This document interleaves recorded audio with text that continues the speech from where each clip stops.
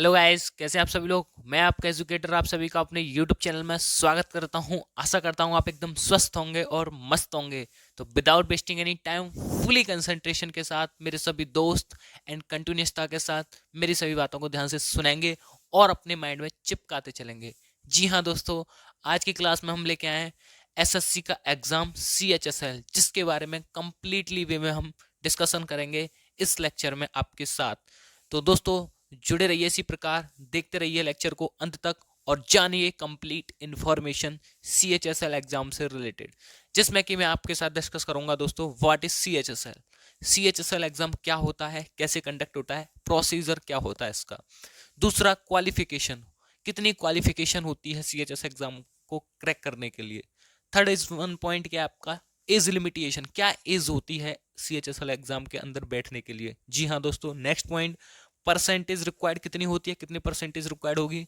अगला पॉइंट है दोस्तों आपका टाइप्स ऑफ पोस्ट, यानी कि इसके अंदर किस टाइप की पोस्ट आपको मिलती है। सिलेक्शन प्रोसेस, कैसे कैसे प्रोसेस होता है, कितने टीयर होते हैं, इसमें सब मैं आपके साथ डीपली में डिस्कस करूंगा। जी हाँ दोस्तों, एग्जाम पैटर्न कैसा होता है, syllabus and what is salary. बहुत उत्साहित होंगे आप सैलरी जानने के लिए। चलिए सभी पॉइंट्सों को आपके साथ में डिस्कस करूंगा। देखिए दोस्तों, सबसे पहले एसएससी की जो ब्रांच होती है वो कई एग्जाम कंडक्ट कराती है। एसएससी की फुल फॉर्म होती है आपकी स्टाफ सिलेक्शन कमीशन, कर्मचारी चयन आयोग हिंदी में बोला जाता है, जिसके के अंदर दोस्तों MTS, CHSL, CPO, CGL आदि एग्जाम होते हैं। CPO एंड CGL आपका ग्रेजुएट लेवल का एग्जाम होता है, जिसमें कि आपका CHL class 12th qualify students they सकते हैं एग्जाम को, and MTS exam CHSL conduct कराता है, जिसमें कि आप 10th क्लास क्वालिफाई होने चाहिए। Clear point. आज की वीडियो हम जानेंगे CHSL एग्जाम के बारे में। ठीक है, देखिए CHSL की फुल फॉर्म क्या होती है। सबसे पहले combined higher secondary level, combined higher secondary level full form होती है CHSL की। ठीक है दोस्तों, जिसमें कि दोस्तों आपको केंद्र सरकार के डिपार्टमेंट में किसी भी फील्ड में आपको जॉब मिलती है CHSL के द्वारा। ठीक है, जैसे कि मैं सबसे पहले एलिजिबिलिटी की बात कर लूं, आप 12th पास आउट होने चाहिए एनी स्ट्रीम से, फिजिक्स मैथ से होनी चाहिए, बायोलॉजी से होनी चाहिए, या आर्ट्स से या कॉमर्स से, डज नॉट मैटर। क्लियर है मेरे दोस्त, है ना। और यहाँ पे कोई भी स्ट्रीम से आप पास होने चाहिए। ठीक है, कोई क्राइटेरिया नहीं है। सबसे पहले मैं बात करूं, इसमें पॉइंट हमारा एज लिमिट। CHSL एग्जाम में कम से कम हमारी एज होनी चाहिए 18, मिनिमम एज है हमारी 18 और मैक्सिमम हमारी एज है 27। सॉरी, मिनिमम क्या है आपकी 18 साल और मैक्सिमम क्या है आपकी 27 साल। क्लियर है। जिसमें कि मैं दोस्तों आपसे बात करूं, इसकी फीस, एग्जाम फीस कितनी, जब जो फॉर्म भरा जाता है तो आपका अप्रॉक्स 100 रुपये के आसपास फॉर्म भरा जाता है। ठीक है, जनरल और OBC का। क्लियर है। SC ST वगैरह का फ्री भरा जाता है, 50 रुपये भरने के लेता है, तो वही आपका 150 रुपये के समथिंग। क्लियर है पॉइंट यहाँ पे आपको। अब जैसे कि मैं बात कर लूँ SSC exam type of post. SSC exam के अंदर जब हम जॉब पहुंचते हैं तो या फॉर्म भरते हैं तो पोस्टों की हमें फिल करना होता है। तो कौन कौन सी पोस्ट होती हैं, एक तो होती है लोअर डिवीजन क्लर्क की, दूसरी आपकी junior secretary assistant, third post होती है आपकी डाटा एंट्री ऑपरेटर, और चौथी होती है कोर्ट क्लर्क की। ठीक है मेरे भाई। अब ये देखिए, इसमें क्या है, ये टीयर फर्स्ट में एग्जाम होता है, उसके अकॉर्डिंग आपको फिर जॉब मिलने के बाद ना टाइपिंग टेस्ट भी होता है, जिसे स्किल टेस्ट बोलते हैं, वो आगे मैं क्लियर करूंगा, वो तो जॉब के अकॉर्डिंग है किस फील्ड में आप ले रहे हैं। ठीक है, देखिए सबसे पहले इसके नीचे बात मैं करूं, सिलेक्शन प्रोसेस है ना। सिलेक्शन प्रोसेस यानी कि इसमें 3 टायर होते हैं, फर्स्ट ईयर, सेकंड ईयर और थर्ड ईयर। फर्स्ट ईयर की बात करूं, फर्स्ट ईयर की, तो पहले में क्या होता है, CVT एग्जाम होता है, जो कि MCQ बेस्ड होता है। क्लियर है भाई, मल्टीपल चॉइस क्वेश्चन, जिसमें कि आपके दोस्तों 100 क्वेश्चन होते हैं, उनके मार्क्स होते हैं 200, यानी कि 1 क्वेश्चन 2 मार्क्स, एक क्वेश्चन 2 मार्क्स का होता है। Clear point. देन जैसे कि दूसरा ईयर होता है, जब हम पहले को पास कर लेते हैं 100 क्वेश्चनों को, है ना, 33% जब हम ले आते हैं ना, अप्रोक्स 33% पे हमारा क्वालिफाई मार्क्स होता है। और इनका थोड़ा जो हमारी पोस्ट होती हैं, इनके थोड़े हाईएस्ट किसी के लोग वो अकॉर्डिंग टू चांस होते हैं।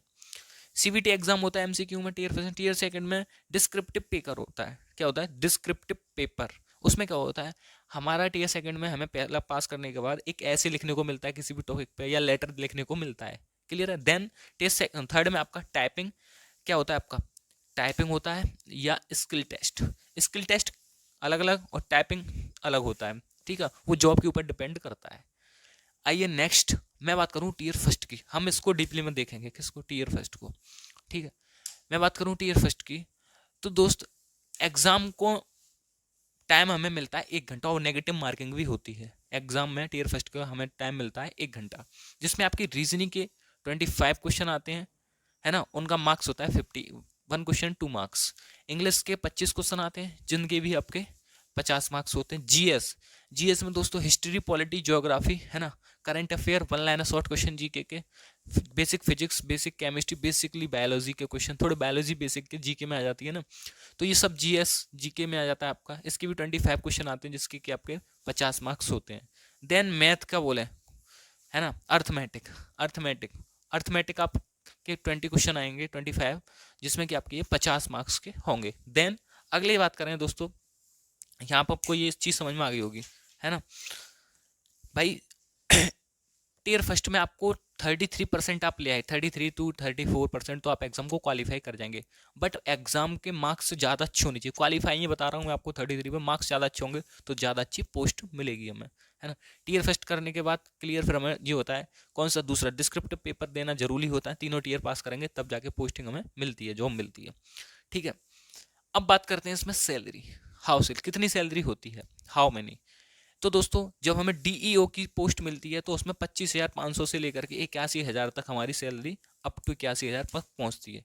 क्लियर है, यहाँ पे क्लियर है। पोस्टल असिस्टेंट की जब हमें इसमें जॉब मिलेगी तो उसके लिए हमारी सैलरी होती है 25,500 से 81,000 तक। क्लियर।